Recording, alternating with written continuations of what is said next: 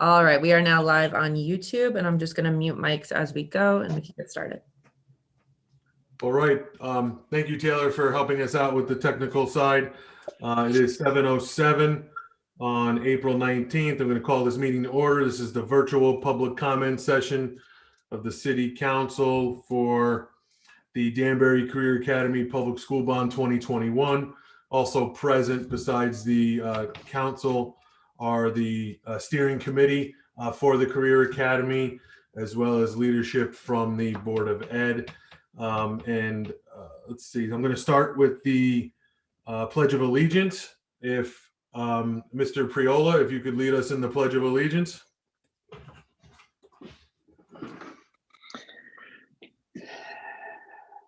I pledge of allegiance. Pledge allegiance to the flag To the flag of the of the United United States of America, and to the republic for which it stands, one nation, under God, indivisible, with with liberty and and justice for all. Thank you. I'm going to do a roll call. With me.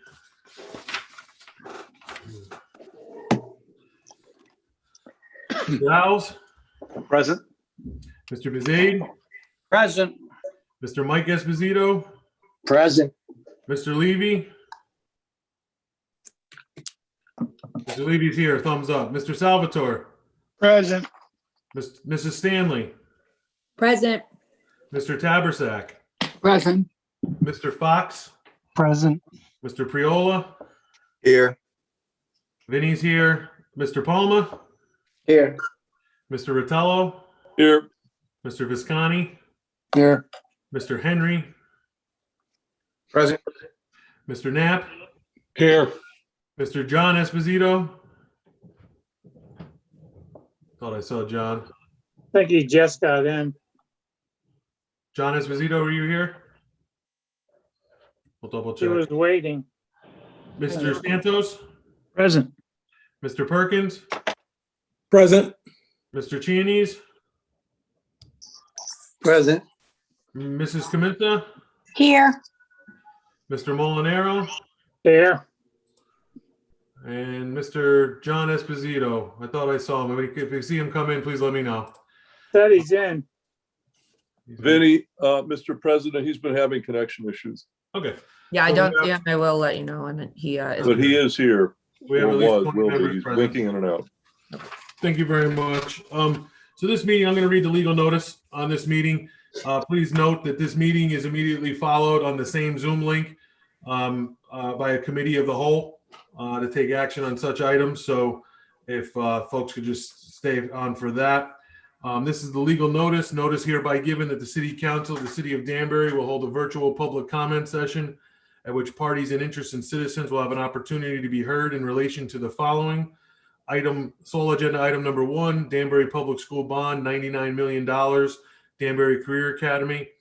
An ordinance appropriating $99 million for the purchase of real property, including common interest community units and development rights for, and the planning, design, acquisition, construction, equipping, and furnishing of a new grades 6 through 12 Danbury Career Academy School, and the authorizing of the issuance of $99 million in bonds of the city to meet said appropriation, and pending the issuance thereof, the making of temporary borrowings for such purpose, copies of which are available on the City of Danbury City Council webpage at www.danbury-ct.gov/city-council, and in the legal section of the Danbury News Times.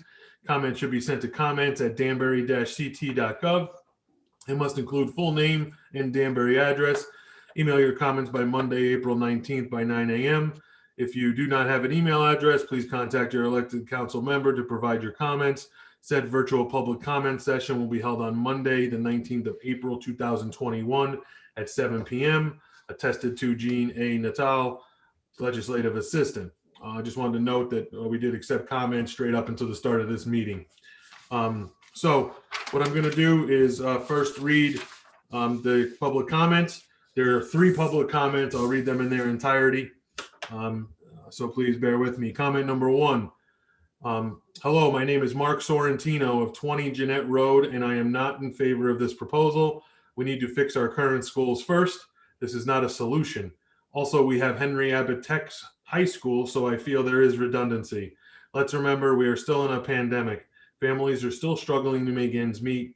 Projects like this need to wait until we are fully out of the situation and allow for families to recover. Too much spending.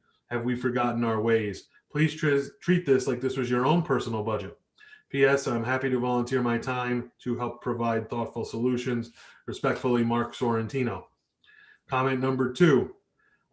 This is from Terry Sachs at 21 Delno Drive in Danbury.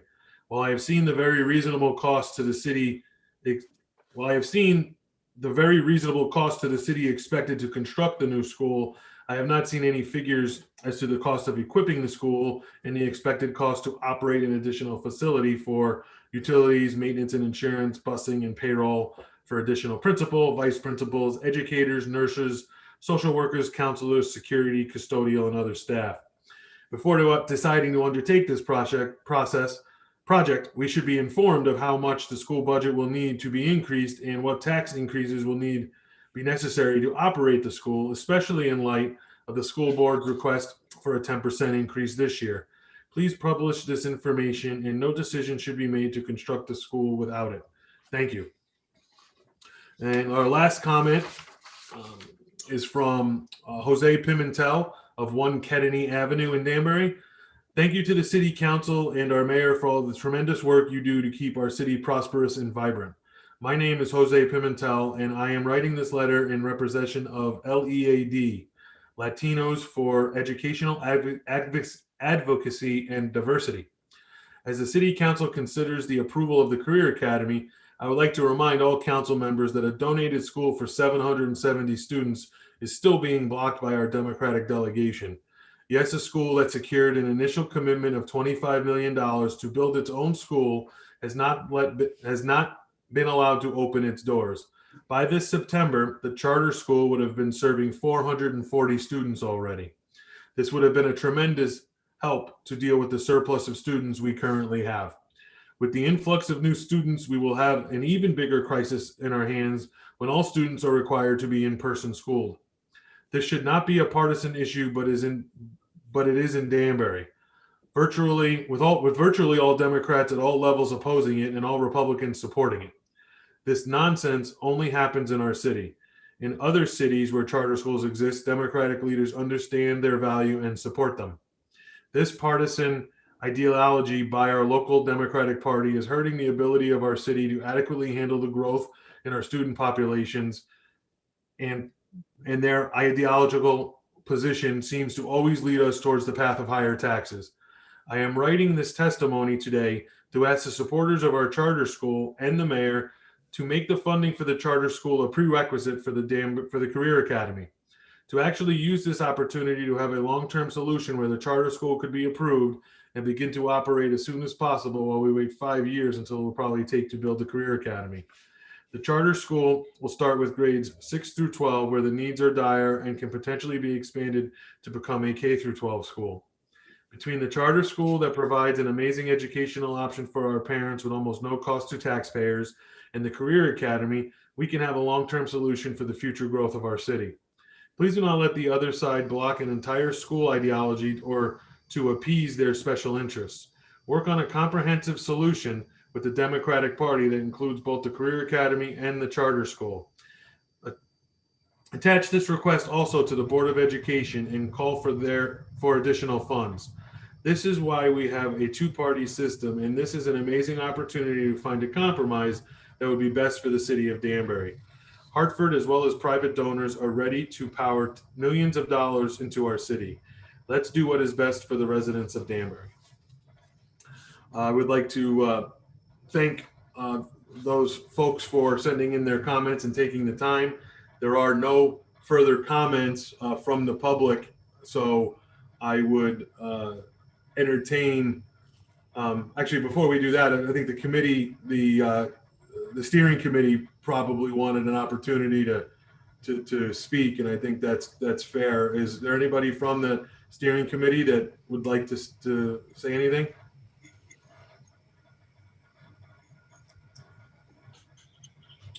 Okay, maybe they're saving it for the, And Mr. DeJulia, I think they're probably online just to be here for the public comment and more particularly for the committee of the whole. no problem. Mr. Chairman, I'm sorry, who's that? it's Mark Boughton, Chairman of the Steering Committee. Former Mayor Boughton, how are you? Good. Just wanted to pop in and say that I want to just compliment both Antonio and David St. Hilaire for really a tremendous amount of work that they've done leading up to this point.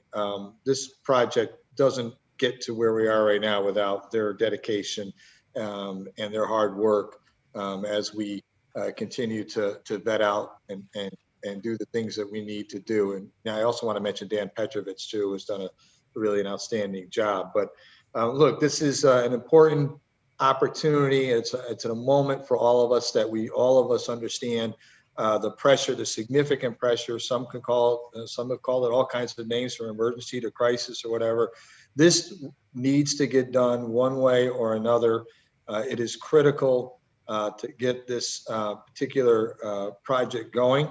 The state, unfortunately, has put us on a very difficult timeline. When you rope that in with over the past year with COVID, it's made it difficult for Antonio and myself and David to do the things that we would normally do, which is spend more time with the larger committee that we had. That's the 2020 committee, which convened immediately after the 2019 election. But unfortunately, as you know, by February of 2020, we were dealing with issues surrounding COVID, and that took the wind out of any in-person meetings that we could do.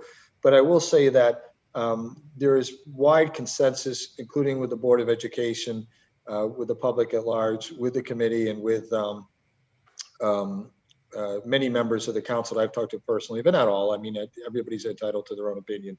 But as you know, I'm a talker and I've spent some time chatting with some of our members that this is, one, the most cost efficient, two, will provide the best curriculum and the best academic experience that we possibly can provide. When Dr. Sal and I got together 10 years ago, and we said, listen, the next time we build a new school, we need to start thinking about, let's let the curriculum drive the space instead of just trying to find rooms anywhere. And that's what really this has become. It's become a program and a place where not only will kids get a solid, top-notch education, but they will be programmed and ready for the 21st century work environment, which is really different than when you and I went to high school or graduated from high school. So I'm excited about it. I know Dr. Sal is excited about it, even though we're not here to see it completed. But at the end of the day, I think it's a feather at every single person's cap, sitting up on what we normally would be sitting on the dais, that we've got to this point, and we'll continue to work to bring this thing home so that our students, again, can have the best educational experience possible. And we certainly remain here to answer any questions that the council may have regarding this project. Thank you very much, Mr. Bowden. Appreciate the comments. I just want the record to reflect that Mr. John Esposito maintained connectivity to all the 21 members of the council are present. With no other comments to be read, I'll entertain a motion to close the comment period of the public hearing made by Mrs. Camissa, seconded by Ben. Didn't raise his hand? Mr. Giannini? No. Who's raised their hand? Oh, Mr. Salvatore, seconded by Mr. Salvatore to close. All those in favor of closing the comment session, please signify by saying aye. Aye. Aye.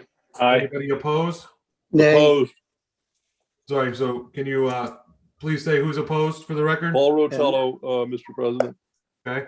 Antonese, Mr. President. Perkins. So in the negative to close the public comment session, I have Mr. Rotello, Mr. Chianese, and Mr. Perkins. Does that accurately reflect? Yes. Anybody abstaining? No. Motion carries 18-3 to close the public session. I'll entertain a motion to adjourn. So So moved. moved. Second. Made by Councilman Levy, seconded by Mr. Rotello. All those in favor of adjourning, signify by saying aye. Aye. Aye. Anybody opposed? Oppose. I said Mr. Chianese opposed. Anybody else? Is anybody abstaining? Motion carries 20-1. Meeting adjourned. Bear with me for about 15 seconds. We'll go right into the committee of the whole. Thank you.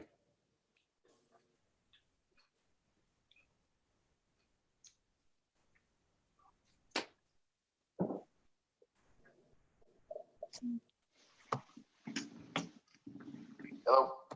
All right. Thank you, everybody. This is I'd like to call the Committee of the Whole to order at 7:22 p.m. on April 19th. This is the Committee of the Whole regarding the Danbury Career Academy Public School Bond 2021. I'm going to announce the roll again, just so we have an update and make sure all connectivity is there. So please bear with me. Councilman Alves, Present. Councilman Bezaid, Present. Councilman Mike Esposito, Present. Councilman Levy, Present. Councilman Salvatore, Present. Councilwoman Stanley, Here. Councilman Tabersack, Here. Councilman Fox, Present. Councilman Priola, Here. Councilman DeGilio's here, Councilman Palma, Here. Councilman Rotello, Here. Councilman Visconti, Here. Councilman Henry, Present. Councilman Knapp, Here. Councilman John Esposito, Here. Councilman Santos, Present. Councilman Perkins, Present. Councilman Cheney's, Present. Councilwoman Camissa, Here. and Councilman Molinaro. Here. Thank you. Everybody is still here. I'm going to read the agenda item for the Committee of the Whole,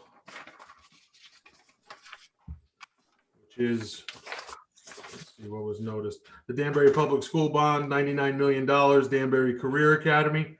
This is the ordinance appropriating $99 million for the purchase of real property, including common interest community units and development rights for the planning, design, acquisition, construction, equipping, and furnishing of new grades 6 through 12 Danbury Career Academy School, and authorizing the issuance of $99 million of bonds of the city to meet said appropriation, and pending the issuance thereof, the making of temporary borrowings for such person.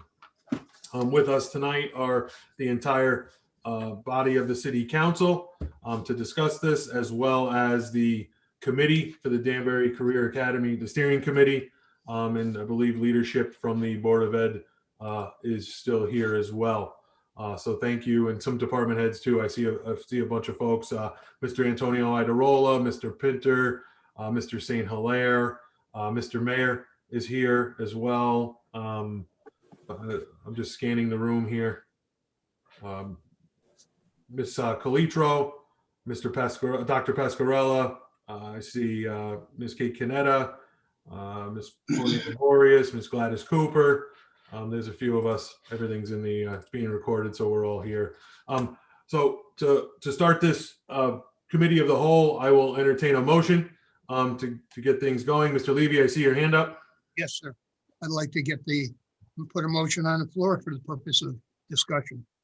I make a motion to recommend to the city council adoption of the ordinance for vote by the city council as a legislative action regarding the Danbury Career Academy 2021 $99 million bonds for issuance as presented.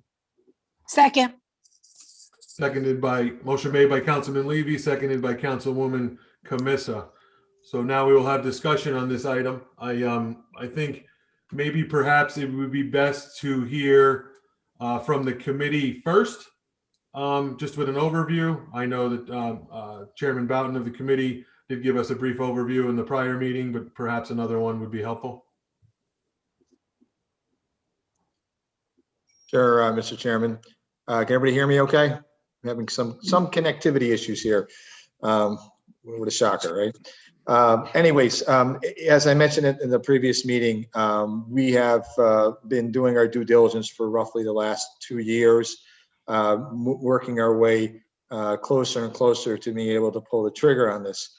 A seminal key moment of this project was last August, when the legislature agreed to reimburse the city for 80% of the cost of utilizing commercial space for a school. This is, Antonio has mentioned to you several times, never been done before in the state. We are blazing a new trail. We have very strict timelines that we have to adhere to, and we have very strict oversight by the state, resulting in roughly 2 2.5 week, every other week meeting with the state of Connecticut to talk about what the progress is and where we are with this. Frankly, everybody's watching, and they want to see this succeed. This, if does happen, will shave millions, tens of millions of dollars off of construction costs and future projects, not just in Danbury, but across the state of Connecticut, while at the same time providing a unique academic experience for our students. I think you've heard somewhat about the academics of this facility, the Career Pathways program. Dr. Sell was very good about explaining it at one of the last meetings that we had. But I really can't emphasize enough that preparing our young people for the workforce in a variety of different ways and capacities and letting them do some career exploration is critical to them investing their money wisely when it comes to secondary education beyond high school or going directly into the workforce, into their chosen field. As Dr. Sell mentioned, sometimes different career pathways open up. When there's a need and the demand is there, those programs get bigger and bigger. When the demand starts to drop, those programs get smaller and smaller. So flexibility of space, flexibility of use, and flexibility of programming is critical to be able to meet the needs of the workforce and workforce development within the state of Connecticut, but within really the region, which also includes Eastern New York. So we're incredibly excited about this. Dr. Sal and I had talked about needing to site a school on the west side of the city. We had reservations about a full high school, knowing we had a tremendous need for space in our middle schools. And so we came up with the 6 through 12 concept that you see in front of you here tonight. There is always ongoing work. We did have a schematic drafted for you that we showed you about almost a year ago now of what it could look like. There is certainly always tweaking that goes on once the architect, which I know we've already advertised for, is put on board. And then with the assumption of the money being approved, we'll be ready to get to work and have our paperwork in a timely manner to the state of Connecticut. I will tell you that my job as chairman of the steering committee was to get this to this point. Now, I'll always be around for kibitzing. I'll always be around for working with Dr. Casimiro and Dr. Sal and everybody, just from an educational side, kibitzing in about what the curriculum should look like. As you know, I have a master's degree in educational psychology, but really my job ends with passage of this particular ordinance. I'll always be available for Antonio as a touchstone with the state, and certainly will run interference as needed with my colleagues there to ensure that this project moves forward and to work to ensure that it moves forward. I've spoken to the governor a number of times about this. He's very excited about this project as he sees this as a new pathway for us as we try to reduce costs across the state of Connecticut. So I don't want to just mention it's about the money, because it's really about the curriculum and about the academic opportunity we offer to our young people, but certainly presenting a project to the state that has a component to of cost savings and cost leverage has been very appealing to our colleagues in the state of Connecticut.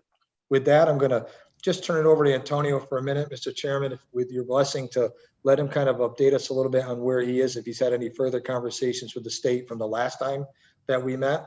Absolutely. And then certainly, I know you're going to want to throw it open to some questions and things like that. So, but I thought we could kick off with Antonio, then Mr. St. Hilaire, if he has any additional information for the council. Absolutely. Thank you. Mr. Iadarola, are you on? Sure. I hope everybody can hear me, and good evening. Yes, sir. Having a little connectivity issue, which seems to be a common theme here. So if I drop off, please let me know and I'll try to get back on. As our previous mayor said, the work that we have ahead of us is exciting work. We're never going to be able to build or take advantage of the opportunities that have been provided to us by the state. I want to just recognize the coalition of legislators that actually worked together, and we worked with them to produce the Public Act 20-8, which is part of House Bill 7010, Section 6. This bill, which is going to provide 80% funding to us, has so many pieces to it. the urgency that this bill acknowledged and the authority that it gave us to be able to act quickly is incredible. And this is the reason why, by your actions tonight and the hopeful vote on this bond will mirror and continue to progress us in the right direction. So what I want to say is the bill 70-10 actually was so perfectly written that it exempted us from bidding requirements, which is a mandatory a state requirement for any school project. This bill specifically exempts us from that. Why? Because of the urgency of our issue. Because everybody recognized, and so did the state when they voted on this, that it's so important to progress and to get this done. So our kids are coming. Whether we do this project or don't do this project, between the middle school and the high school, we have about 1,400 kids that we have to accommodate. So we could do this project, break brand new ground, never been done before, get 80% reimbursement on it, and actually provide adequate educational opportunities for these kids in the time frame that we need it. So that's why it's so important that we continue on the path that we're moving on to quickly move this project forward. The reason for the October deadline, which has now been really set back to September, is because the state legislator wanted us to recognize the fact that this is an urgency issue that we advocated for, and they responded. So by you guys possibly voting on this bond tonight, it will move me forward to progressing on a timetable, which is an extremely intense timetable to meeting that September deadline. So it's very, very important. And again, I want to thank you the other evening for allowing me to secure the 1.75 million to progress in submitting this application, which has been great. And I also want to add just to the fact that I see several of my Board of Education colleagues here. I see Mrs. Chairman, a woman Cooper, who's been very good at keeping a steady hand and moving us towards where we need to move. The Board of Education has worked nights and weekends to put together the draft educational spec, which is, along with the referendum and the bond, is the core of the two primary things that we need to submit the application. So the Board of Education has done their part, working nights and weekends, and they've done an incredible job. One of probably the best documents I've ever seen, and I've been doing this for about 30 years now. That, coupled with all the good work that my staff has been doing, we finally got approval for submitting an RFP. It's out on the street. Everything is moving in the right direction. The one piece that we need to secure is hopefully the action that you take tonight on this bond. So other than that, I could go on and on and on. We have a master schedule for this project, which has been put together, and we've actually run it past the state, our counterparts at the state. They're very fascinated by the fact that we are probably one of the only communities that moves as quick as we are moving. And even you guys being able to take this bond action and acting on it as quickly as you have. Most communities take forever to do this. So working with David St. Hilaire, working with our incredibly competent bond counsel and all of our internal staff, we have surpassed all of their expectations. So I want to give you guys all a big pat in the back for doing that and putting me in a position where I can actually submit this application in a timely manner. So thank you, Mr. Chairman, for my time to be able to speak. Thank you, Mr. Idarola. I think in an effort to provide some continuity here, we'll continue moving through the steering committee and then go from there. So, Mr. St. Hilaire, could you review some of the financial side of this for us? Sure. As we mentioned at the last meeting, we're scheduled to peak out in that service in about fiscal year 27.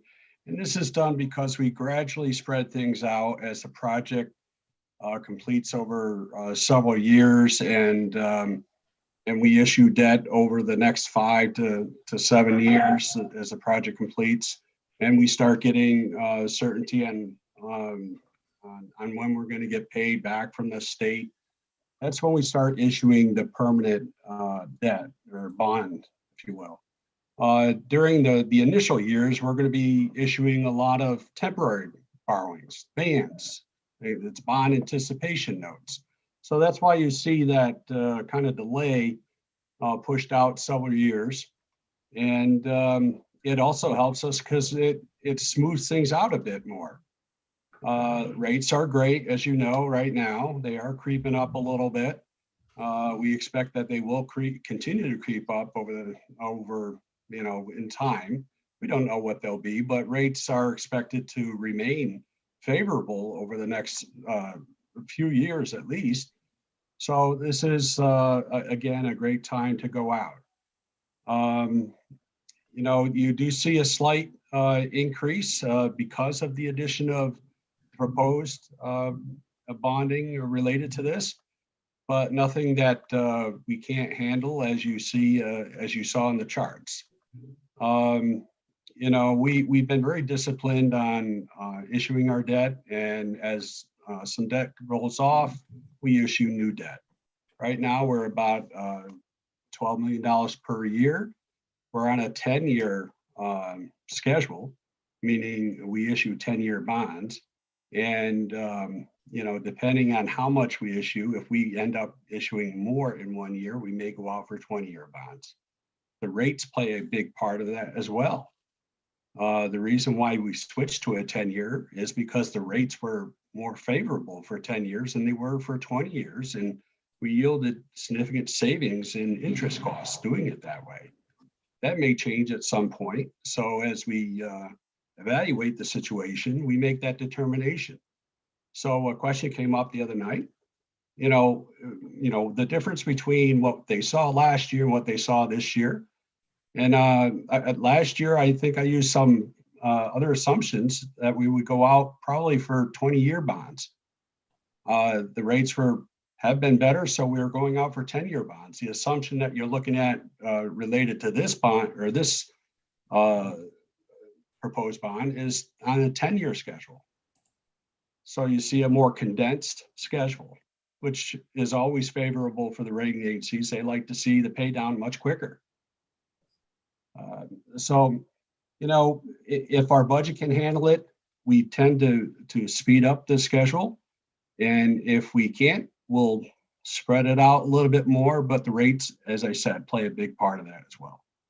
As you know, we're going out for a refunding in a few weeks. Actually, it'll be in May sometime. And we anticipate that we'll realize some interest savings costs that will be spread out over the next several years too. So, the timing is right for this. The net cost to us will probably be about 20 to 24 million. We never really know until several years after the project is completed.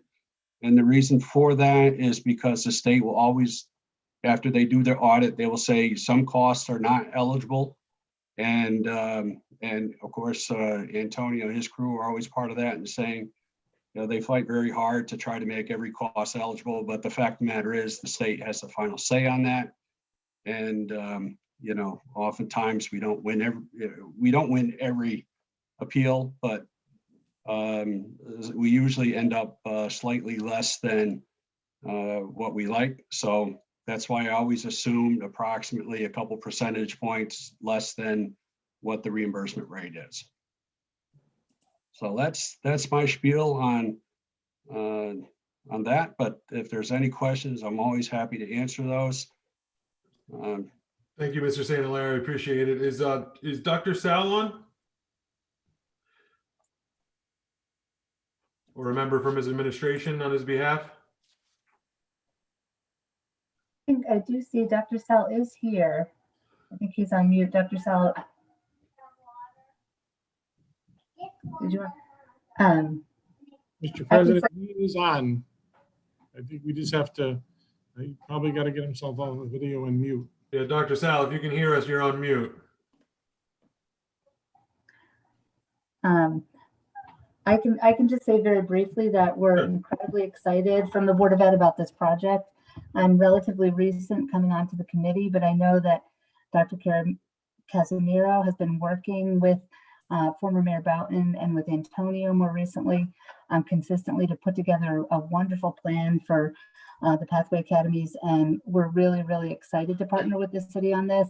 And, you know, on behalf of Dr. Sal, I think he would say he's really, really excited about the opportunity, and it's space that we do need for our kids. And it's space that's going to have relevant contemporary education for students in Danbury, connecting us to future careers. And it's something that he's really excited and passionate about. I hope he can join us shortly. I know he's on the line, but he must be having technical difficulties.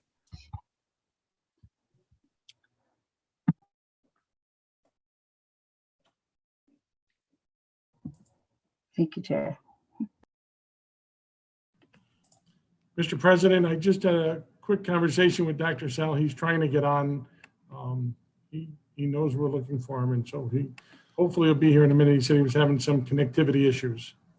Okay, great. So we'll give him a moment to get connected. Maybe if we want to open it up for any general questions from the council before, and then when Dr. Sal's available, he can jump in, and then Mayor Cavo, of course, you can share whatever you would like at the end as well. Are there any questions from the council? Mr. President? Or Mr. Rotella, you have the floor. Thank you, Mr. President. I have a question, and I'm going to reserve my comments till later, but I'm going to restrict everything to, there are two things in front of us this evening. One is the general bond, and two is how we're going to do it. There's actually two agenda items that we need to explore tonight. One is under Councilman Levy's motion, which is to basically do it in-house. And the other one is to send it to the voters in June. And I would like there to be a discussion this evening about the negatives in sending it to, because the motion that we're hearing tonight that we'd have to vote on first, and if that obviously fails, we'd vote on the second motion to send it to the voters. But I would like to hear the thoughts of the committee members, the school committee members, the mayor, who's also here, and anybody else who wants to weigh in about negatives. David St. Hilaire, about doing this in the proper fashion, which would be to give the voters the ability to make this decision, since it is their money. We heard three comments tonight, and if I recall, all three of them were actually against the bond. So while I think that the voters would vote this up, and probably in a fashion that you could describe as a slam dunk, I think a lot of them would be surprised. One of the reasons why I voted against ending the public hearing, I would have preferred to continue it. I think a lot of them would be surprised that they will not again in year two have the ability to vote on this. Now, we hit peak COVID last year, just about the time we made the decision to do this in-house under the executive order and the emergency declarations. And then we actually were in peak COVID during an election in November, and we managed to get through that relatively successfully. At this point, about 3/4 of the people 50 plus have been vaccinated. And it's my understanding that by mid-June, we'll be looking at 50% of all adults 18 plus being vaccinated, and almost all of the 50 plus being vaccinated at that point. So, I think that the cases are going to drop down. So I think that the issue of safety versus the democratic way of normally doing this will resolve itself in the next 6 weeks. I can't guarantee that, but certainly we are well past the unprotected elections that we experienced last year. We'll have, if we have an election in a referendum in June, it will be with a tremendous amount of protection. We can obviously do the same things we did last year, masking and social distancing, but there will be a lot of people protected by inoculum that we did not have the benefit last year of. So it seems to me that, yes, democracies are a little bit messy, but it seems to me that we could successfully and in a protective fashion have this referendum in June. But there may be other factors. There may be an expeditious issue that goes beyond the COVID, that by having it in June, we may be foregoing a chance to actually get this done by the deadline in September. So I would like the committee, when we get around, you don't have to do it right now, but when we get around, I just don't want to forget to do that, because that's a big part of why we're here tonight. Thanks, Mr. President. Thank you, Mr. Otello. Any other discussion? Any other questions? I think somebody, Mr. Tabersack, did you have your hand up earlier? Yes, I just wanted to ask Antonio when he said there's no requirements for sending out bids. I was wondering, is that going to be a problem of, the favorite customers and all? I mean, how do you go about doing that? Because I've always assumed that there has to be a bidding. Mr. Idarolo, are you available? Yeah, sure. Mr. Tabersack, my entire life is meeting these bidding requirements for all of our projects. Our special legislation folks in the group that worked on putting this bill together recognized the urgency of this project and actually petitioned the state, who ultimately voted on doing this unique design built project that waived the bidding requirements. So that is part of law, and we are working with the state to show them our diligence. Although there's been a waiver of bidding, we are going above and beyond what we would typically do to show them that we are procuring the building and the work to be done at this school through the most effective and most efficient manner. We have independent construction estimators that will validate the pricing that we get. We have 3 independent appraisers that will be rendering an opinion on the value of the building. And that's made the state feel very secure in doing what we are doing, which is great because, as you mentioned, it's kind of unique.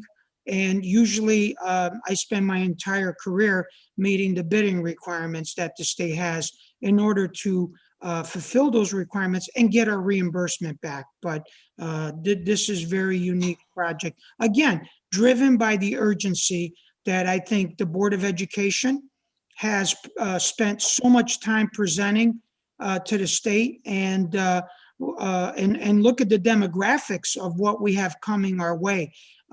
These kids are in the pipeline. They're going to be on our front doorstep. And the only way to really accommodate these kids and give them a beautiful seat in a new school is to follow this special bill, the special legislation, and also make sure that we make the state feel comfortable that we're not going out as Rambo, if you will, but we're doing all of our due diligence and proving that we are doing the most cost-effective construction and purchase of this pod. Thank you. Mr. Tabersack, you're on mute. Are you all set, Mr. Tabersack? You're on mute. Mr. Tabersack, I'm requesting you to unmute if there should be a prompt that comes up. No. Sure. While Mr. Tabersack's unmuting, I see Dr. Sal's video up. Dr. Sal, can you hear me? Yeah, sorry, Vin, I got knocked off. I was Nope. hearing right during the, I guess just before you were talking to me, so. No problem at all. We were just moving through the committee. And at that point, we had heard from Chairman Bowden, we heard from Antonio, David St. Hilaire, and we're moving on to you. Okay. I think I commented the other night, I heard what the mayor talked about,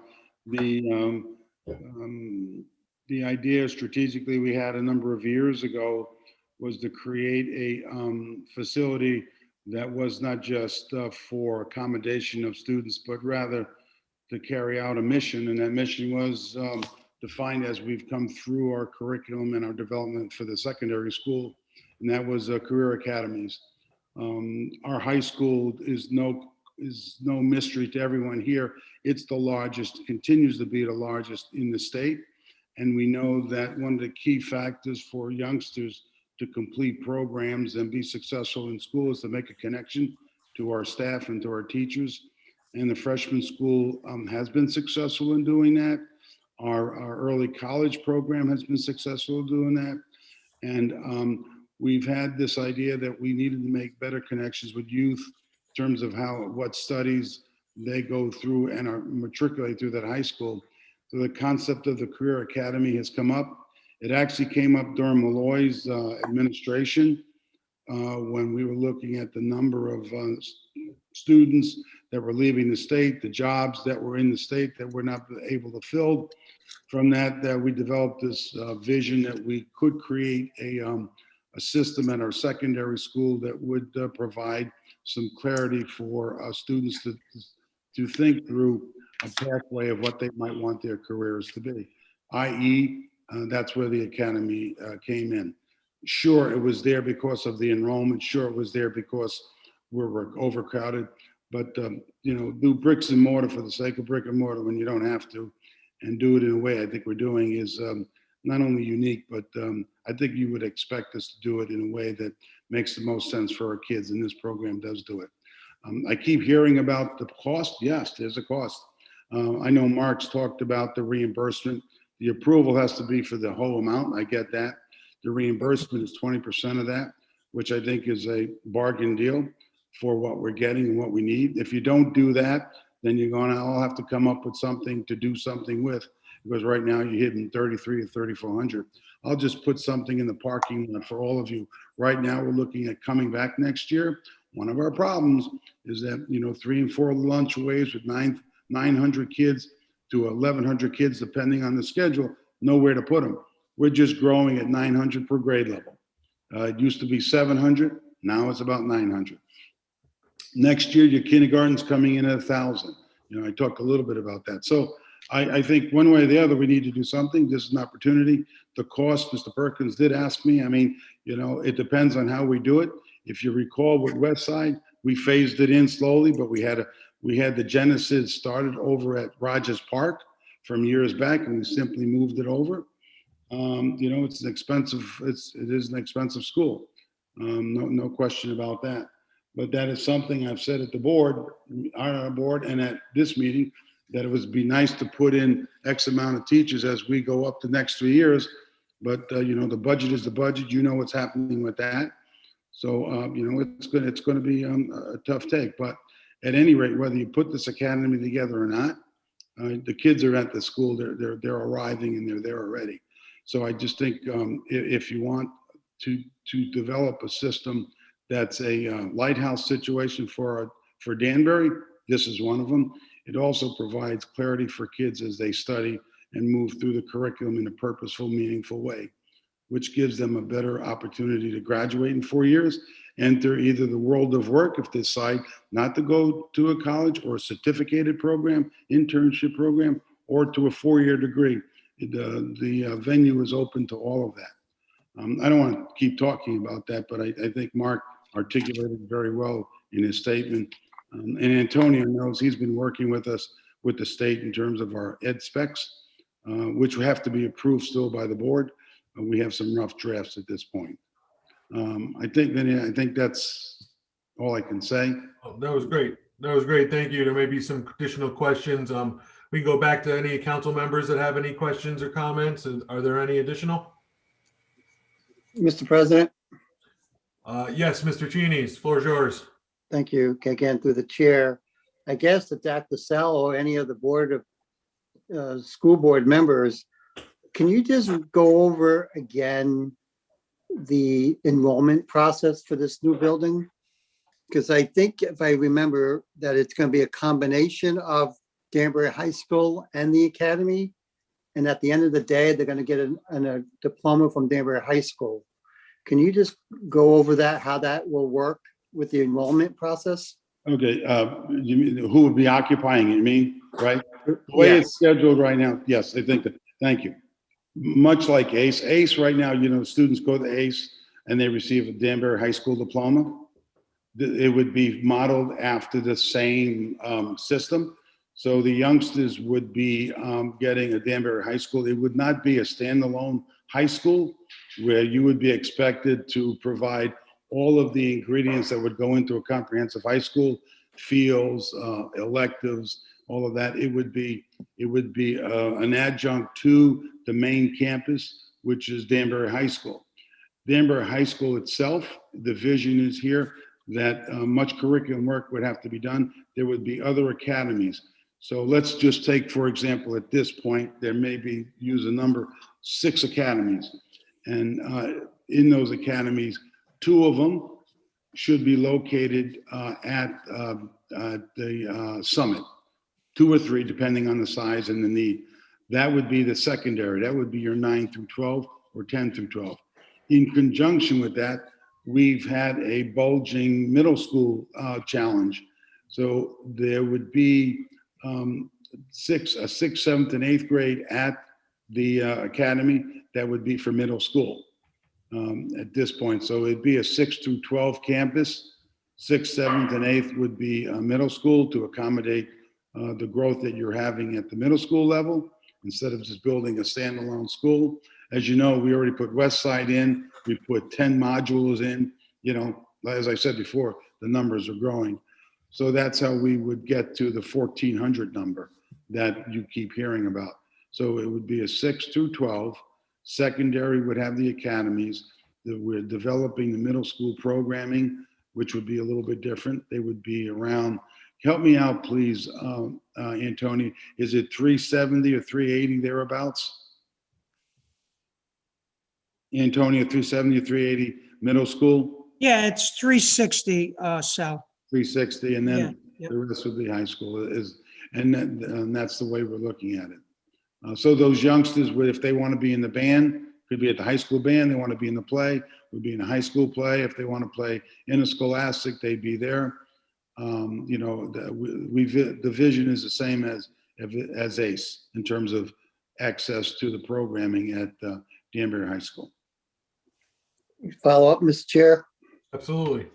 So if I understand it, so if a child is in the 7th grade, is in the 9th grade, will he be solely at the academy for the whole 9th grade, or would it be a combination similar to like an Abitak, 6 months in the high school and then 6 months at the academy for different coursework?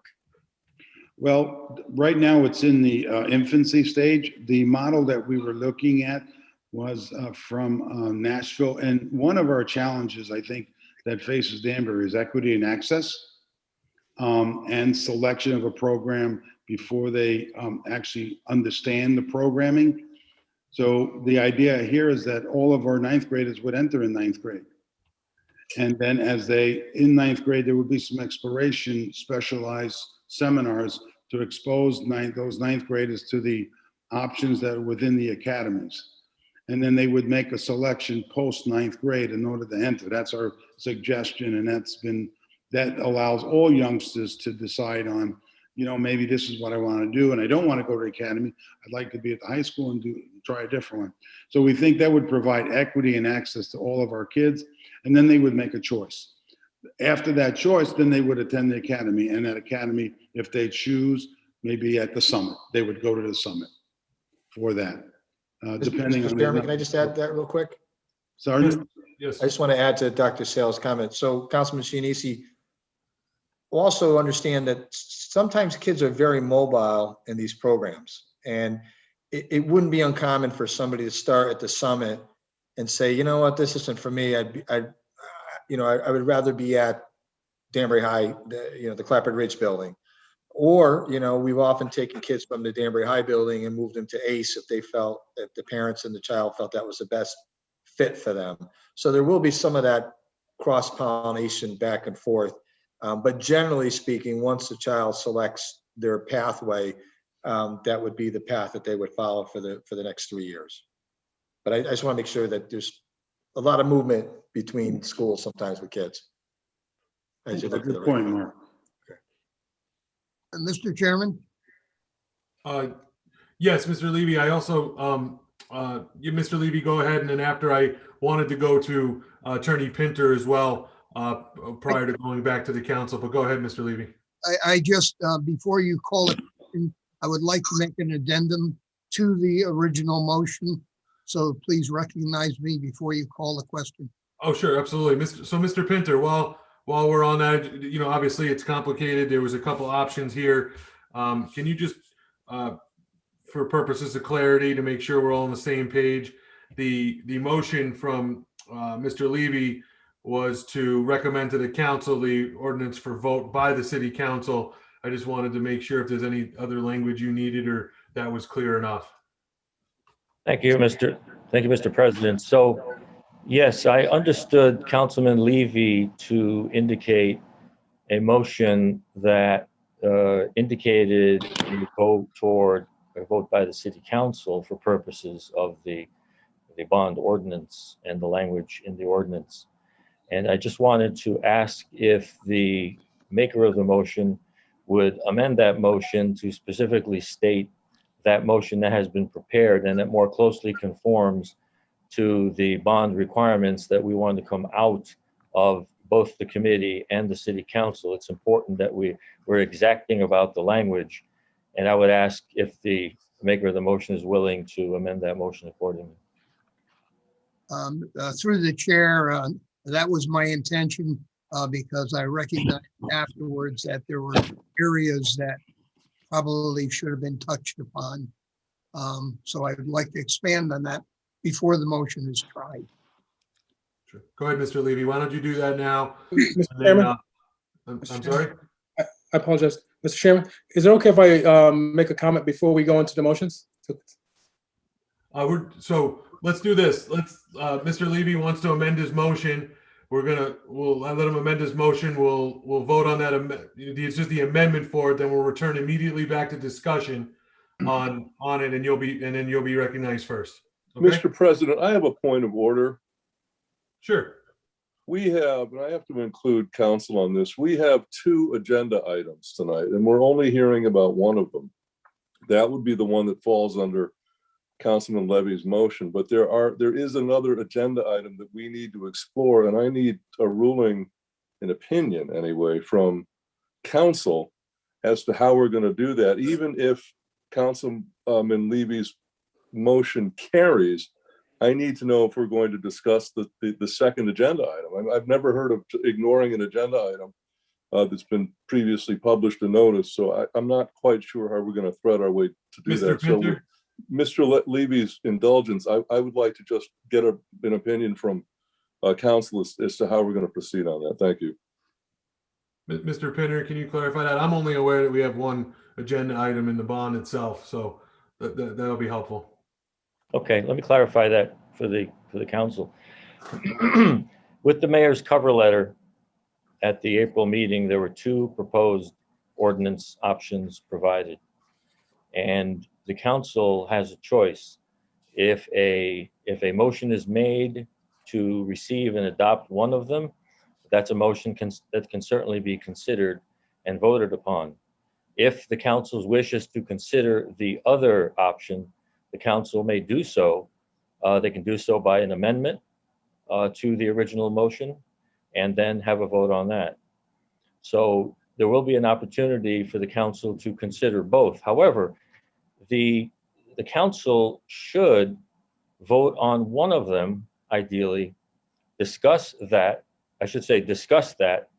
and then within the discussion, somebody can make an amendment if they wish to put forward the other ordinance. But right now, you need to put the correct ordinance on the floor, correct in the sense that it's the ordinance that would comply with the bond council recommendation. And that's why I asked Councilman Levy if he would restate the motion to closely conform to the bond council requirements. Thank you, Mr. Pinner. Thank you. Thank you very much. So Mr. Levy, your clarification? Thank you. I'd like to offer the following. And an ordinance appropriating $99 million for the purchase of real property, including common interest, community units, and development of rights for and the planning, design, acquisition, construction, equipment, furnishings of new grades 6 through 12, Danbury Career Academy School, and authorizing the issuance of $99 million bonds of the city to meet the appropriation and pending the issuance thereof, the making of temporary borrowing for such purposes. Such an adoption to be in accordance with the procedures and the processes authorized in the Governor Lamont's executive order EO 7-S7 as extended together with the findings by this council as herein stated, that as confirmed within section 9 of the referred ordinance, the use of the reference executive order is reasonable and necessary to prevent significant financial loss necessary for the protection of the persons and property within the city necessary to act immediately and during the course of the continued public health and civil preparedness emergency during a time when any in-person or other gathering and public session combination are not recommended. Together with the completion of the appropriate and necessary posting, publication, and related notices, public comment, and related processes as required by the executive order, EO 7-B1.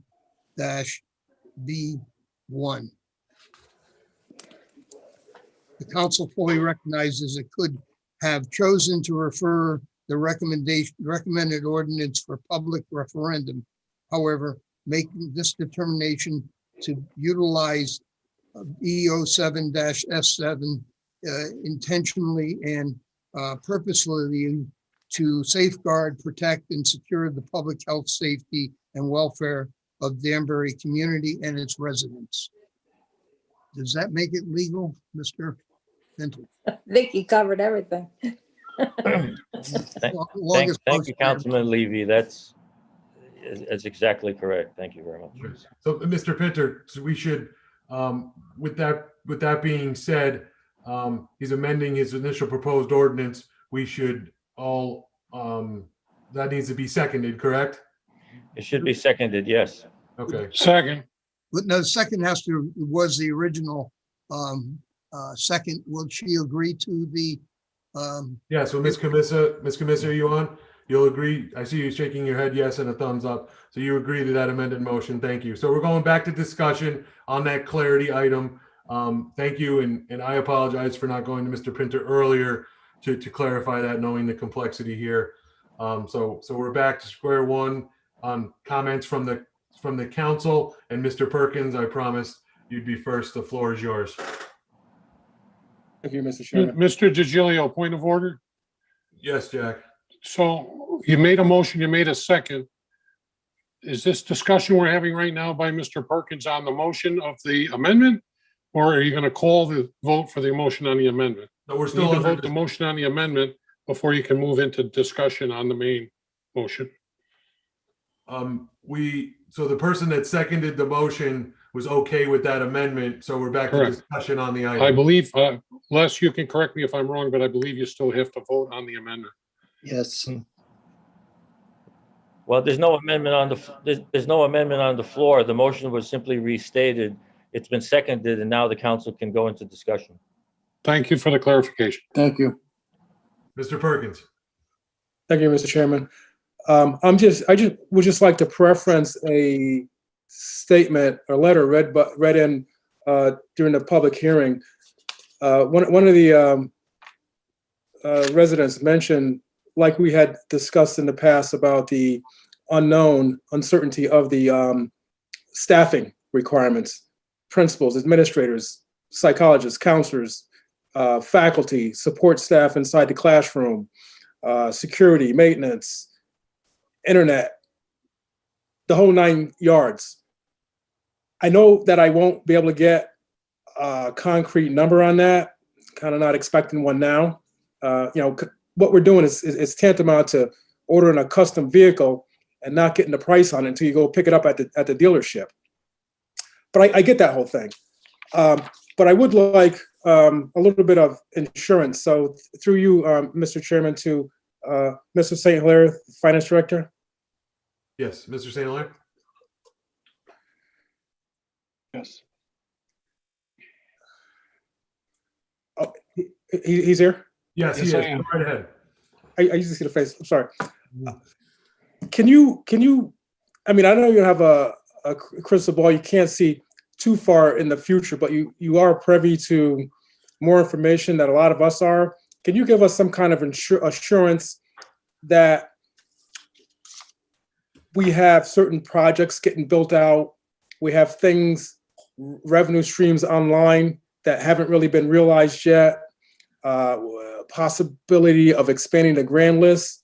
Because if not, I mean, if those things don't materialize in the not too distant future, we're looking at maximum mill rate increases over the next several years. So can you just try to ease some of our angst over the pending and looming potential rate increases? Well, we don't know what those increases or the cost, total costs are going to be related to this. We do know that the state will be working with us on this. So, you know, we are working with the state now, you know, on increasing just our revenues associated even before this goes online. Because everybody knows we've been shorted for many years. And that's where the Alliance grant came as a result of that. But on top of that, we're really pushing to kind of accelerate that schedule related to the Alliance grant. So, you know, we're pushing hard on that. And of course, with more students and all that, there'll be more revenue associated with that. And they're very supportive of this project. We anticipate, in addition to the 80%, that they're going to also provide us with some additional revenue streams with that. So, you know, this is a very fluid situation here. Have they put everything in writing or anything in writing? No. The thing they have put in writing is their wholehearted support for this project at 80%, and they put it in a statute. I mean, that is a very solid commitment, something that they typically don't do. And they gave us a lot of latitude, as Antonio mentioned, and others on here, that is not typical of the state, which I think clearly indicates their support for this project. They're looking at it as a pilot program. They want to see it succeed. So I think we have a lot of positives going in our way here. So as far as, you know, the grand list and some of the other things that you mentioned, you're right. I don't have a crystal ball for that. We do see a lot of growth happening in the city of Danbury. That is true. At the same time, you know, our small businesses are struggling to get through COVID. So, you know, you know, we're in a very unique situation here. Danbury is growing. The residential properties are, you know, booming. You can't, you know, get a house in Danbury. If you put it on the market, somebody's going to offer you more than what you're asking for. It's an incredible situation that we're in. How is that going to impact the grand list? Well, you know, we're going to know pretty quick when the reval comes in October 1st, 2022. What we don't know is how is it going to impact, right, it's going to go up. I see some thumbs going up there. But we don't know the impact to certain asset classes. And but we do know that across the board, residents are, you know, we're expanding like crazy. So that's all positives as far as the outlook. But we have another year to get through, you know, beyond this one, and before we see those kind of results. So there's no, you know, we've got some time. We've got the benefit of, you know, this federal money, and with time and money, we can properly plan. And so that's what we're working with, not only internally on our side, but with the Board of Ed. And we're going to work out this plan. We know it's tough right now, and we're using our reserves, and that's what they're there for. They're rainy day funds. It's raining out, as I said before. But we're going to work out a plan to get through this. We're lucky that the American Rescue Plan has come about. Without that kind of money, it would have been incredibly difficult for everyone involved. And that means the authorities, that means every agency that we support. But we're going to look at everything, and we'll get through it. But only by working together we'll get through it. Yes. Mr. Chairman, could I just pipe in here for a second? Yes, please. And I appreciate Councilman Perkins' question. It's a good question because it was raised at the last meeting that we had related to the building. How do you prepare, and plan for all this, the new construction, new building, the staffing requirements? There's a rule of thumb, a formula that you can use in terms of what it would cost to staff up a building of this size. You're definitely north of about $4.5 to $5 million per year you would need to staff this up.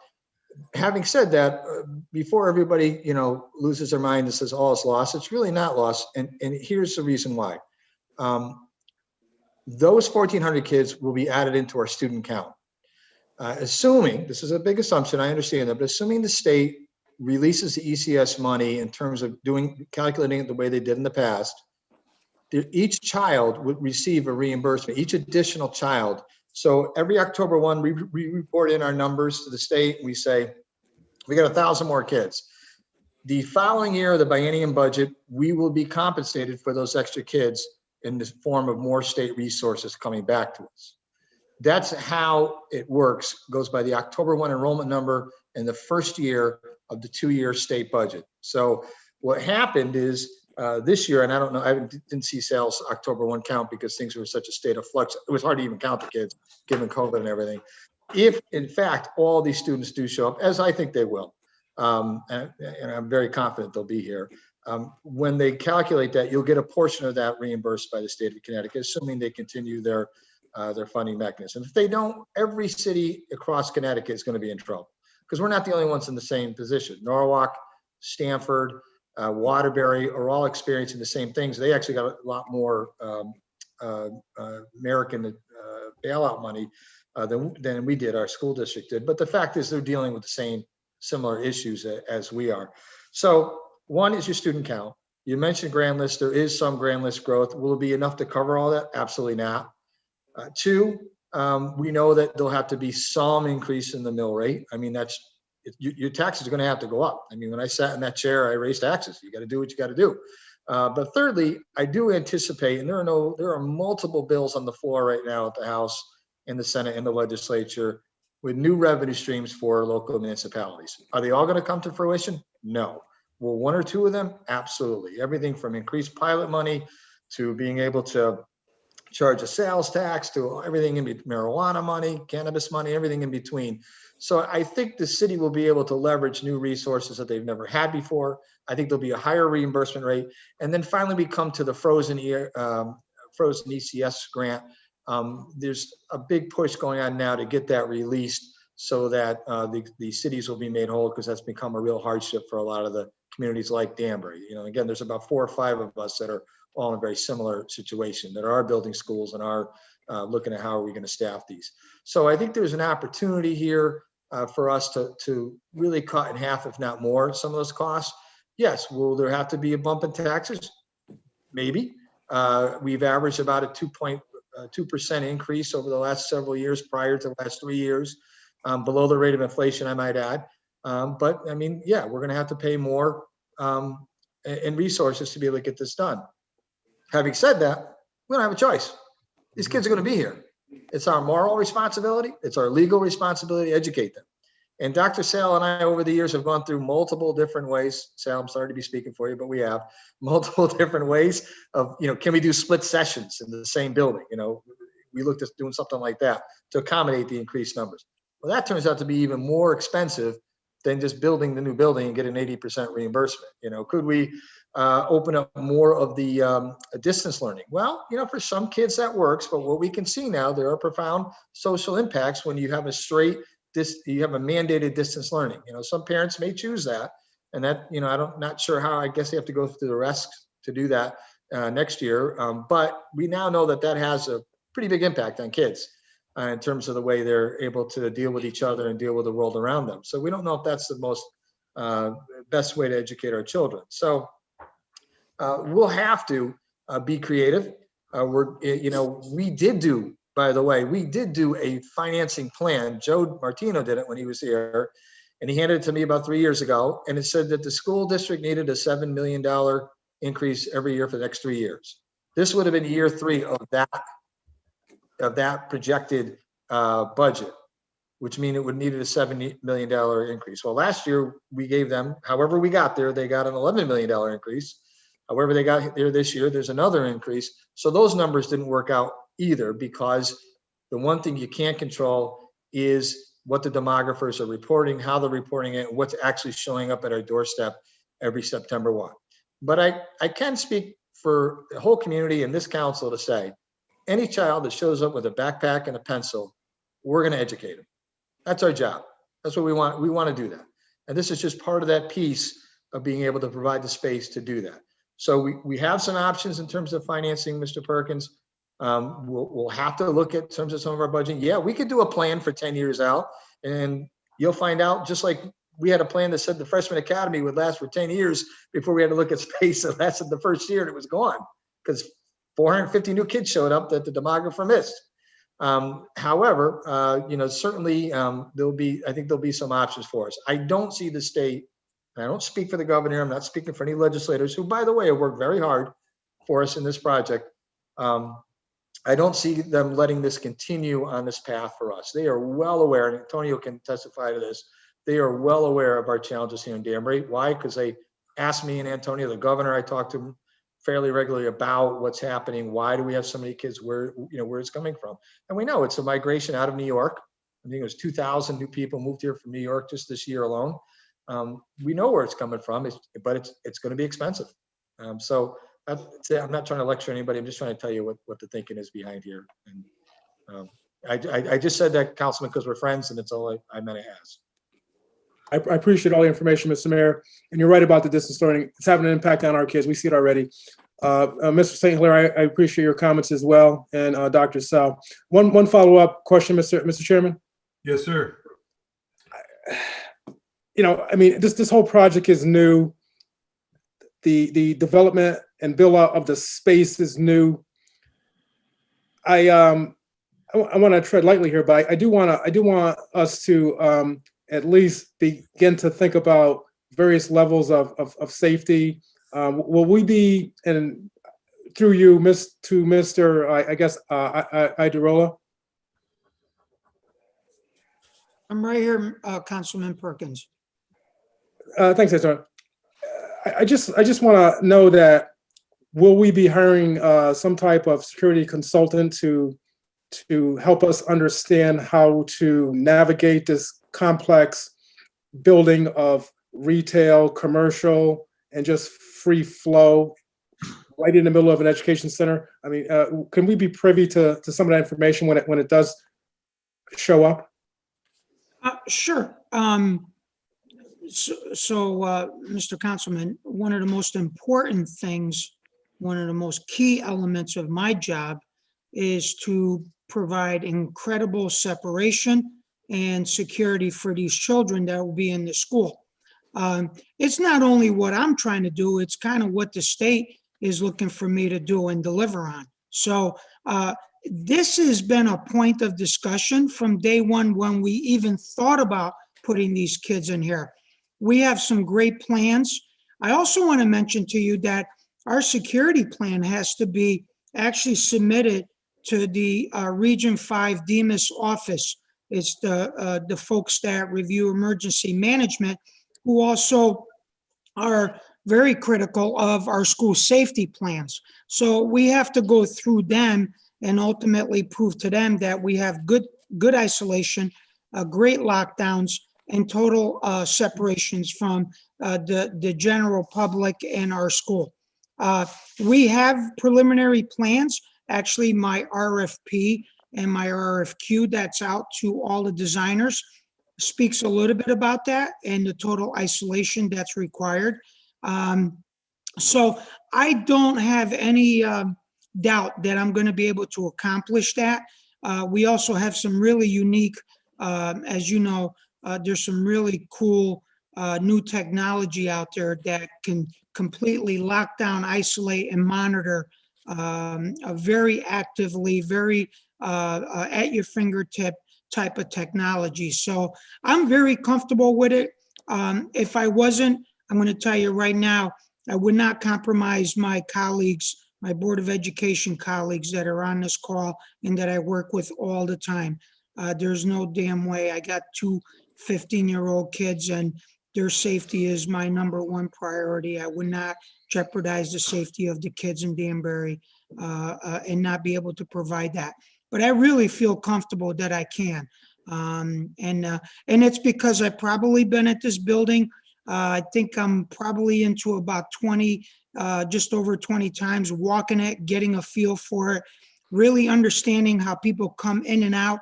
I've spent my lunch days there, looking at how the building is used. And I tell you, the other thing that's very comforting to me is that we have a police substation literally within about 100, 150 feet from the main entrance of this building. So all of that makes me feel very, very good. And believe me, we're going to be working with our police department. We're going to be working with our consultants to make sure we have the best bulletproof security plan for our kids as we can put forward. Thank you, Antonio. That information is greatly appreciated. Thank you very much. Sure. Thank you, Mr. Chairman. Thank you, Mr. Perkins. I know, Mr. Inley, you had your hand up prior, and then Mr. Salvatore following.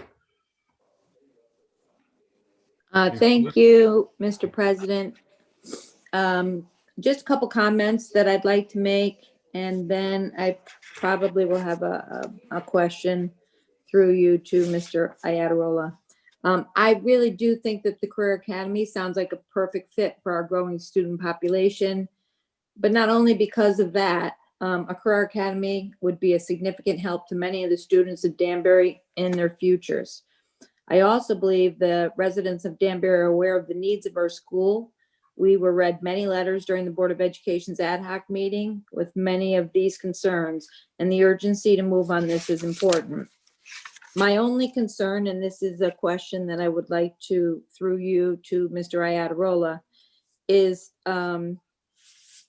my concern is, will we be able to make sure that this project is completed within the appropriated budget, building wise? And I know we talked about the other costs, but not going out to bid, my concerns, I know I'm building a building myself, and my concerns are we going to be able to keep this on budget? And if not, how are we going to address that?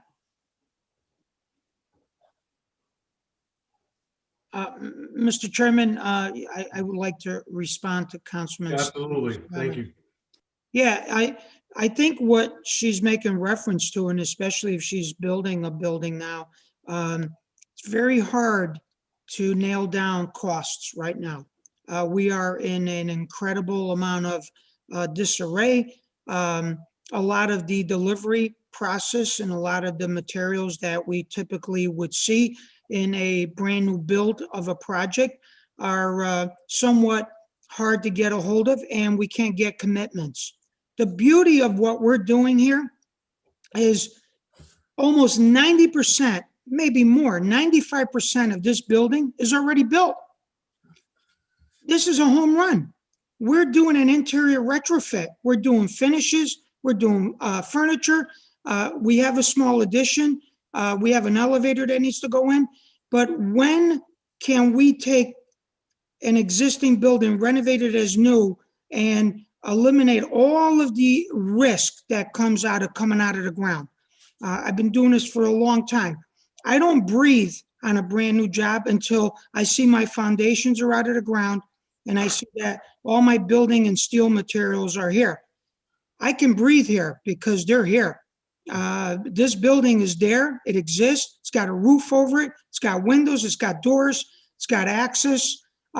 So our risk is a lot less than it would be if you were doing a brand new building, which is a great benefit to why we're doing what we're doing. So I totally understand if this was a brand new build out of the ground, it would be a challenge right now to try to nail down pricing and getting commitments for pricing. But that, I don't see that as an issue. I also want to say this. I forgot how many years I'm here. I have never delivered a building over budget. I've never delivered a building that has been delayed. I have a outrageous track record, not only in this community, but in the city of Stamford for delivering that over and over and over. And I do that because I got great staff and I got a great support team at City Hall. I got great finance people. I got a great attorney's office that helps me execute my contracts. And honestly, that's really why it's a team effort. But I have not had a bad track record at all, and I don't plan on starting that with this project. That's great. And so when we do, we're not going out to bid, but once we do accept the proposal, are we going to be able to get them to lock in their prices? I know that you have a great track record, but the uncertain times right now just made me a little nervous. But I do believe in you. I know you can do it. Is that something that you would be able to accomplish? Yes, so I can talk a little bit about the design build process, and what we're going to be getting is what's called a guarantee maximum price. It is basically a contractual commitment between the contractor and the city of Danbury, where we take a look at all of our risks, we take a look at all of our deliveries, and we take a look at the deadline for delivering the school so our kids have a place to actually go to school in. And that's reflected in the builder giving us a maximum guaranteed price. Once we sign that contract, unless we as a community, as the Board of Education, as the city, deviate from our original scope and our contractual commitments, there's no reason for a change. And that's the beauty of it. And honestly, I'm going to be honest, the state is looking for that commitment from me also. Because they're basically telling me, look, Antonio, we're going to let you do this, and we understand how quickly you need to get it done, but we don't really want any big change orders. If something comes up that we have to deal with, we will, but there's not going to be, where all of a sudden the budget's blown and we can't get this project done. Thank you. I appreciate it. All right. You have anything else, Ms. Stanley? Is that everything? No, that's great. Thank you. I appreciate it. You're welcome. Mr. Salvatore, floor is yours. Yes, thank you, Mr. Chair. Listening to all this, I rise in favor of the bond. I think that this is something that needs to be done. And whether I'm going to vote for it as a city council person, or I'm going to vote for it in June, I'm going to be voting yes. But the back end of the motion causes me pause, and I want to ask some questions about that. And I think I have latitude here because the motion included a comment about the referendum. So this one will go to Antonio. Antonio, if this went to a referendum, besides the obvious that a bond could get voted down, but I don't think since Mark Boughton was in office, there's been a bond voted down. Would work stop if this had to go to a referendum? Would it put serious delay in your meeting your deadlines in September? Sure, that's a great question. And look, under Mark Boughton's direction and leadership, yeah, we've never had one referendum that did not pass. But I also want to say this: we've never been in sort of the situation we've been today.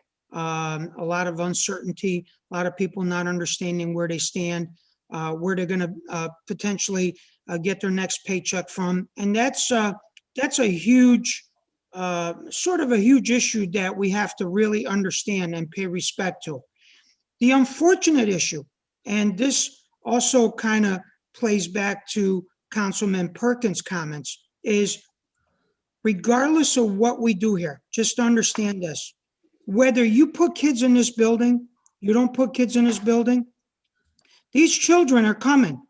We've exceeded the last 8 years' projections from every demographer that the Board of Education has hired, every single one, to the point where the state grants director has allowed me to upscale my building a little bit, thinking that that may happen again. So he says, Antonio, you built a building, it was occupied, and it was at capacity a year after you built it, when you told me it was supposed to accommodate the next 5 years. No mistake by myself. The demographer gave us numbers. The numbers just didn't match up. So my point is, no matter what you guys all do collectively as council members, these children are coming. You're gonna have to hire teachers to educate them, whether you do it in this building or you do it in some other building. The beauty of this building is you're getting a huge capital commitment from the state, which is gonna reduce your overall bond costs on a project. So that's a huge benefit. It's gonna minimize some of that some of that cost. But one of the most important things that I've noticed with the state, in talking to them every other week we spoke to them, is they want to see a commitment from Danbury. They want to continuously work with us and see a commitment. And to pass this referendum and to move forward is a huge commitment that demonstrates our moving forward. The other thing I want to mention to you is that I'm going to be spending that $1.75 million that you guys gave me. I don't want to spend it in the end if this project's not going to go through, but I'm going to tell you, I have no reason not to spend it, because I got to meet my my commitment to September 1st in providing that application. So it would really be terrible if we spend that $1.75 million on this building and have this referendum potentially not go through. I don't think it wouldn't go through, but you never know. People's emotions are in an incredible state of awareness right now, and everybody's a little worried about what to do financially, personally. But that would be a terrible thing to happen, is to potentially not throw away $1.75 million, but spend it towards go down a road and ultimately decide that that's not the road that we may want to go through. Honestly, I've looked at every opportunity there is for us to build a school like this somewhere else in the city of Danbury. There's nothing out there. I'm going to be honest with you. I've scaled every available building, every commercial piece that's out there. Nothing provides this opportunity, and the state, I think, recognizes it. So it doesn't come down to whether there's other options that we should investigate. It just comes down to if the council, really feels comfortable with this being a final solution and voting on it tonight, so we can make the $1.75 million count for something. Okay, so I started this off by saying I'm in favor of the bond.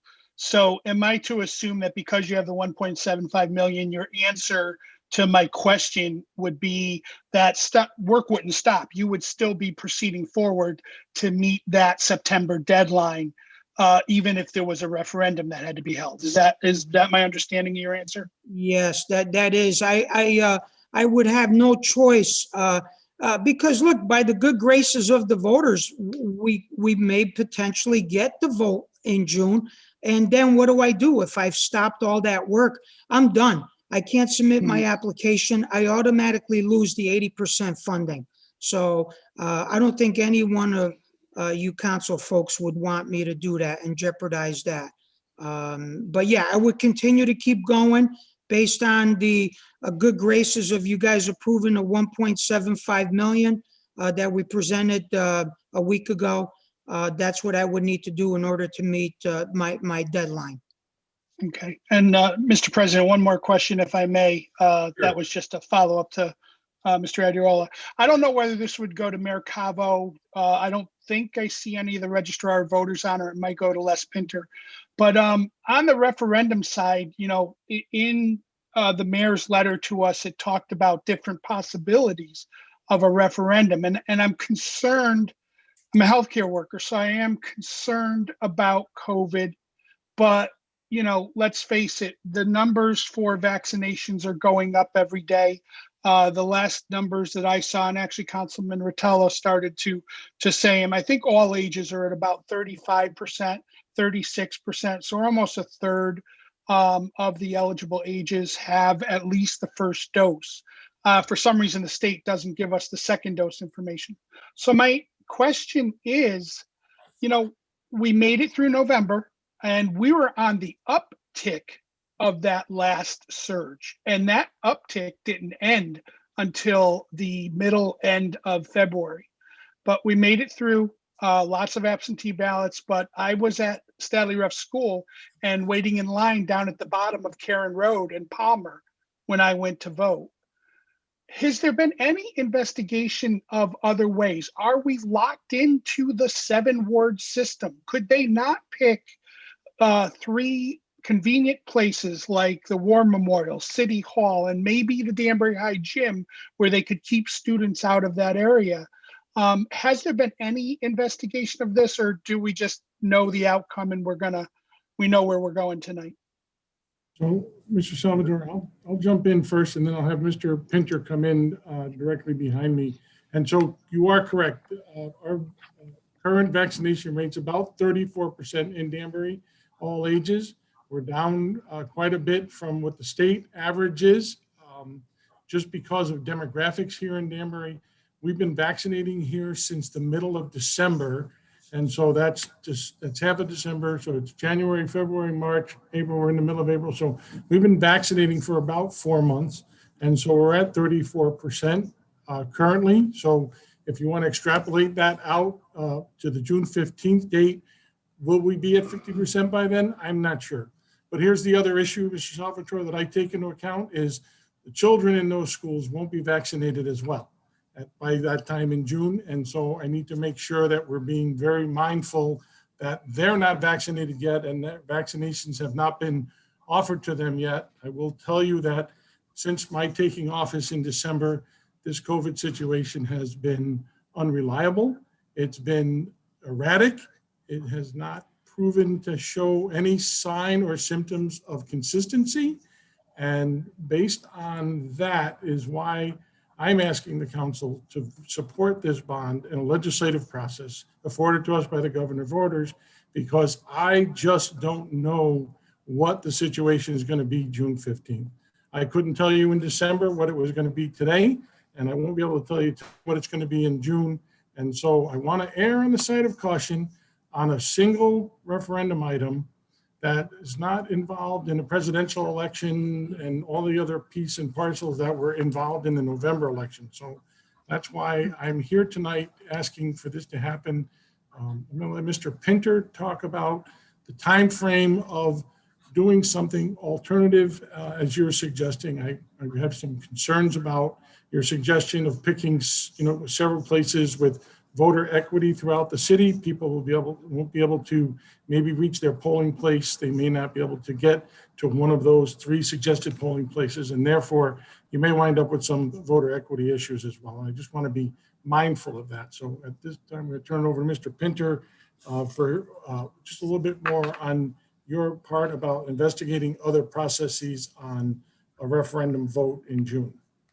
And just to be clear before Mr. Pinter goes, that's an idea that I threw out there just to show a thought process. And all 3 of those places are easy to downtown as well. So thank you for that. No Sorry about that, Mr. Pinter. No, not a problem. Not a problem. Thanks, Mr. Salvador. It's a great question. Mr. Pinter? Thank you, Mr. Mayor. There's been an enormous amount of time spent on trying to analyze the continued existence of the governor's executive orders, which many of you, all of you, know have been around for just about over a year now. And the executive orders in general, just a tiny bit of a background, were crafted in recognition, where the governor recognized that each municipality had individual and different needs. And those municipalities that felt that for a number of reasons, the highest safety and welfare of its community would best be served by the use of an executive order where it was appropriate, would be a route that that municipality could pursue. Here, numbers in isolation are not really the sole indicator of which direction this would go, nor would a choice of particular schools or other public buildings. The logistics becomes an important factor in terms of what your decision is about going forward with an option that's made available by the governor through that executive order referenced in the motion, which would allow a process whereby the elected officials of the community representing its constituents would decide that because of unique circumstances and needs in that community, that that is the route, and that being a straight vote by the city council representing its constituent members to authorize the bond borrowing. And again, remember that this, what you're being asked for is to authorize a bond issuance potentially as the project goes forward. So whether it's particular schools, Councilman Salvatore, or particular numbers this day or this week or this month, the issue is bigger than that. It really has to do with whether the community is ready to struggle with the logistics of a public referendum in view of coming out of, but still in, a pandemic. So if you do choose the route that's on the floor, what you will be saying to the constituents is that we really don't know how comfortable you'll be going out in June. We really don't know exactly what options are available, whether it be vote by in public at a school or at a building, whether a vote will be a hybrid vote, whether a vote will be an absentee vote, or any combination. Every municipality, to some extent, has been struggling with those choices. Here, the choice is a little bit clearer, a little bit starker. Number one, you simply represent your constituents in a clean, clear vote that will bring the project in a timely fashion, assure the state that the city of Danbury is serious, authorize the borrowing, and move on. The other way presents uncertainties. And those are the ones that I mentioned before: schools, the numbers, and whether people will actually come out or not. So that's kind of where we are in terms of your choice. And again, it is your choice. That's what the governor said in his executive order. But he did give you a chance to do it in this way. And I thank you for that. Okay. And I'm just making sure that I ask all the questions because, in my opinion, a $99 million bond, the voters should have the ability to at least know that it was considered, that they might vote on it because they're going to pay for it for 10 to 20 years later. So I thank you. And Mr. President, thank you for allowing me to ask my questions. Okay, Mr. President. Thank you, Mr. Tabersack. Okay, parlaying on what has been said, first I want to say that my feeling is that I'm not as optimistic as some of the people are on the health issue going to a referendum in June. I'm thinking of Memorial Day. And no matter we cancel parades, we do this and we do that, every time there's been a big holiday, we know what the results have been. Generally, there have been spikes. Okay, so I really feel the health factor is very, very important. Secondly, I feel that we have the overwhelming support of people in Danbury. The people I've talked to, we heard a few people on the bond who had questions, and obviously operational costs are not covered in the, in the bond issue, but it is a turnkey operation for what has been said.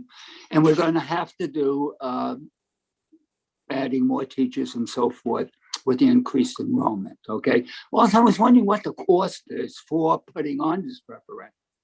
Because I was wondering, personally, I feel it's a no-brainer and that we are really doing the right thing to go for the council directly doing this. I think we are being responsible.